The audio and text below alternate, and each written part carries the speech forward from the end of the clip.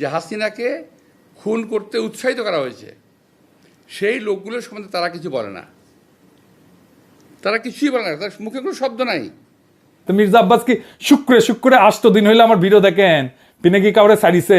হাসিনা যখন ক্ষমতায় তখন একটা এপিসোডই করছে আলাদা করে ফ্যাসিবাদের সমর্থক ব্যবসায়ীদের, এডিটর সাহেব দেখে দেন না কিছু এক না ওটা থেকে। এফবিসিসিআই একটা কনফারেন্স আছে, সেইখানে বাংলাদেশের ব্যবসায়ী নেতারা হাসিনাকে সামনে রেখা নানাভাবে তেল দিছে, শেখ হাসিনার নামে জয়ধ্বনি দিছে, গানের কলি ব্যবহার করে হাসিনার মন পাওয়ার চেষ্টা করছেন। হাসিনাকে যারা উৎখাত করতে চায় তাদের দেখে নিবে বলছে হাসিনাকে যারা উৎখাত করতে চায় তাদের ঠেকায় দিতে বাংলাদেশের ব্যবসায়ীরাই যথেষ্ট। জয় শেখ হাসিনা, জয় শেখ হাসিনা। সালমান ভাই রাঘব আমাকে বলছে বলার জন্য, হ্যাঁ শেখ হাসিনা সরকার, শেখ হাসিনা সরকার, শেখ হাসিনা সরকার। কিন্তু হাসিনা যাওয়ার পরে আপনার সামনে কেন সময় টিভির মাইক্রোফোন এডিটর সাহেব বড় কইরা দেখান, মাথার উপরে কেন চ্যানেল 24 এর লোগো? ওরা কি আপনার দুলাভাই লাগে নাকি আপনারা চান্দা দেয়? আবার শোনেন, বলতেছে আমরা নাকি সবার পিছিয়ে লাগি। এই গোষ্ঠী কখনো বাংলাদেশকে স্থিতিশীল থাকতে দেবে না, কখনো আমার বিরুদ্ধে, কখনো ওর বিরুদ্ধে, কখনো তার বিরুদ্ধে লেগেই থাকবে। আপনারা অপেক্ষা করেন, কদিন পরে তারা ইউনূস সাহেবকে ধরবে। আমি এটা বলে দিচ্ছি আমি আপনাদেরকে, কদিন সাহেব পরে তারা ডাক্তার ইউনূস সাহেবকে ধরবে। কার পিছে লাগিয়েছি? ইন্ডিয়ান লেসপেন্সারি যারা করে তাদের পিছে লাগিয়েছি। প্রফেসর ইউনূসের পিছেও নাকি আমরা লাগবো, অবশ্যই লাগবো যদি প্রফেসর ইউনূস ইন্ডিয়ান লেসপেন্সারি করে। ইন্ডিয়ান লেসপেন্সারি বাদ দেন, তারপরে আইসেন আলাপ করতে। আমাদের কাছে খবর আছে, বুঝছেন, সব খবর আছে। কি করিছেন হাসিনার আমলে, কেমনে কারে ম্যানেজ করিছেন, সব খবর আছে। আপনাদের দলের লোকেরা বলে সোশ্যাল মিডিয়া কিছু না, মাঠের রাজনীতি, ভোটের রাজনীতি আসল। হ্যাঁ আসেন সোশ্যাল মিডিয়া নিয়ে কি করে বিএনপি দেখি। বিএনপি প্ল্যান নিছে যে তাদের ফেসবুকের পোস্টে তো কেউ যায় না, মাসি মারে ওরা নিজেরা বসে, তো স্পন্সর পড়তে পয়সা খরচ কর, টাকা খরচ কর, তা করবে না তারা। বট রিয়াক্ট, বট মানে বুঝেছেন তো, যন্ত্র থেকে ওই যে লাইক শেয়ার দিবে, বুঝেছেন, কমেন্ট করবে, তো বট দিয়ে রিয়াক্ট দেন। দেখেন সব ভিয়েতনামের আইডি, দেখেছেন? হ্যাঁ আপনারা বিএনপির পোস্ট দেখবেন যে হাজার হাজার লাভ রিয়াক্ট পড়িছে, ভালোবাসা রে বন্যা বয়ে যাইতেছে, আপনারা প্রভাবিত হয়ে যাবেন। আরে বাপরা সর্বনাশ, ভালো কাজ করিছে তো, ভালো কথা, আমি একটা লাভ রিয়াক্ট দিয়ে দিই। মানুষের সাথে এরকম প্রতারণা করতে পারে কেউ? আওয়ামী লীগ এরকম প্রতারণা করে নাই জনগণের সাথে, বিএনপি যেটা করছে, দেখেছেন? এটাই আপনাদের জার্নি, এটাই বাংলাদেশের রাজনীতি, এরাই হয় মন্ত্রী, দলের শীর্ষ নেতা, আর একাডেমিক যোগ্যতায় কেরানি হয়ে যার জীবন পার করার কথা ছিল সে হয় মন্ত্রী। যার উপার্জনের ধান্দাই হইতেছে কিভাবে অন্যরে ঠকাবে, আরেকজনকে অতিরিক্ত সুবিধা দেবে, অন্যরে বঞ্চনা করবে বা ভয় দেখায় উপার্জন করবে, চান্দা নেবে।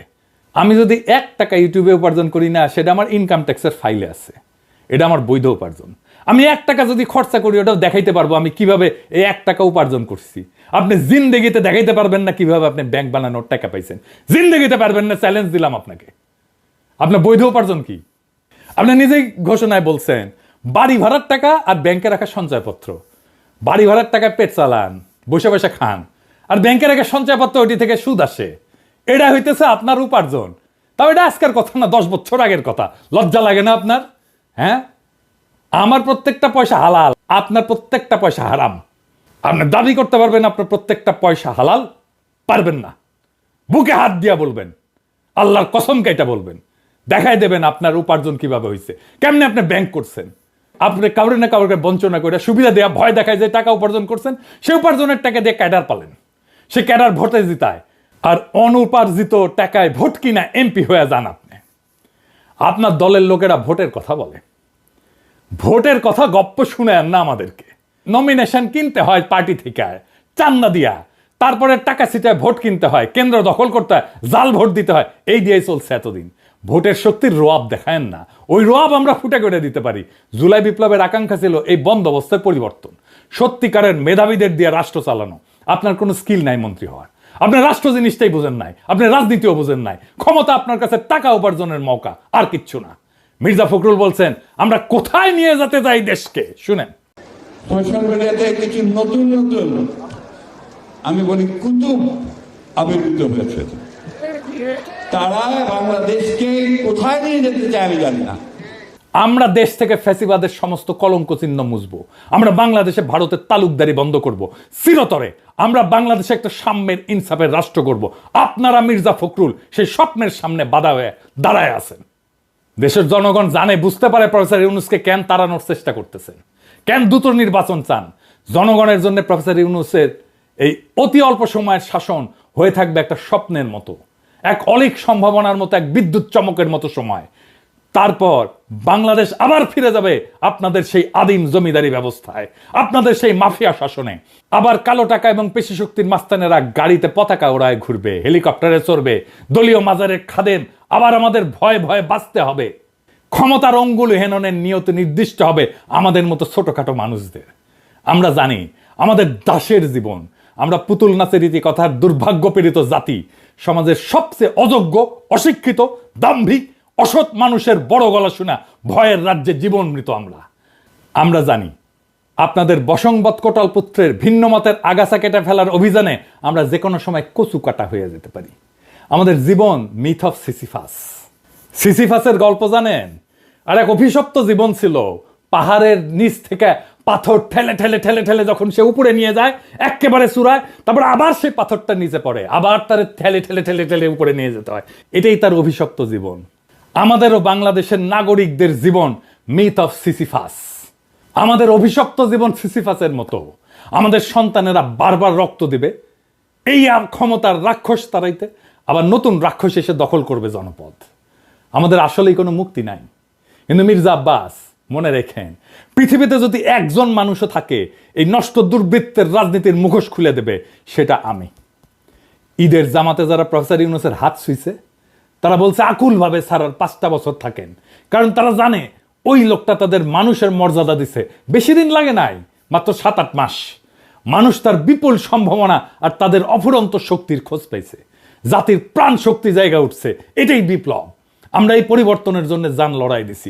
এই জন্যে আমাদের বাচ্চারা জীবন দিছে জুলাই আগস্টে। এটাই বিপ্লবের রুহানি প্লাবন। সেই বিপ্লবের আইকন আজকে প্রফেসর ইউনূস।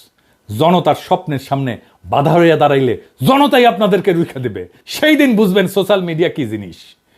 আপনারা ক্ষমতায় আসতে পারেন, কিন্তু কোনোভাবেই এই স্বপ্নের সময় প্রফেসর ইউনূসের করে দেওয়া যাওয়া অর্জনকে অতিক্রম করতে পারবেন না। আপনাদের সেই পরাজয় গাথা এখনই লেখা হয়ে গেছে, প্রত্যেক দিন লেখা হচ্ছে। এই নতুন বাংলাদেশের স্বপ্নে যারা অন্তরায় হয়ে দাঁড়াইছে তাদের ভবিষ্যৎ অনিবার্যভাবে ম্লান। ইতিহাসের নিয়মে জনগণের ইচ্ছার বিপরীতে দাঁড়ানো মানেই পরাজয়। মির্জা আব্বাস এবং তার মতো নেতৃত্বের অবসান অনিবার্য। আমরা জানি এই লড়াই শুধু ক্ষমতার না, এই লড়াই ইনসাফের, সাম্যের, মুক্তির। আমাদের তরুণ প্রজন্ম আজ যে নতুন বাংলাদেশের স্বপ্ন দেখছে, যেখানে দুর্বৃত্তের রাজনীতি, চাঁদাবাজির আধিপত্য কিংবা ক্ষমতার দম্ভের কোনো স্থান নাই, সেখানে থাকবে সৎ, মেধাবী, প্রগতিশীল নেতৃত্ব। প্রফেসর ইউনূস এই নতুন স্বপ্নের প্রতীক। তার নেতৃত্বে যে নতুন দেশ গড়ার লড়াই শুরু হয়েছে তা জনতার হৃদয়ে আর এক বিপ্লবের আগুন জ্বালায় দিছে। এই আগুন নিভে যাওয়ার না। জনতা জানে, জনগণ জানে এই পরিবর্তন তাদের জীবনের, তাদের ভাগ্যের, তাদের সন্তানের ভবিষ্যতের প্রশ্ন। তাই মির্জা আব্বাস কিংবা তার মতো অতীতের রাজনীতির নেতাদের কাছে আমাদের একটাই বার্তা: সময় বদলাইছে, জনতার স্বপ্নকে দমায় রাখা যাবে না। নতুন বাংলাদেশে মিথ্যা, দুর্নীতি, ক্ষমতার অপব্যবহার থাকবে না। আমাদের লড়াই চলবে জুলাই আগস্ট বিপ্লবের প্রকৃত অর্থ বাস্তবায়ন না হওয়া পর্যন্ত। এই নতুন বাংলাদেশের স্বপ্ন বাস্তবায়নের পথে প্রত্যেকটা বাধাকে পেরায়া আমরা আগায় যাব একটা সত্যিকারের স্বাধীন, সাম্যের, ইনসাফের, মানবিক বাংলাদেশের পথে। ইনকিলাব জিন্দাবাদ।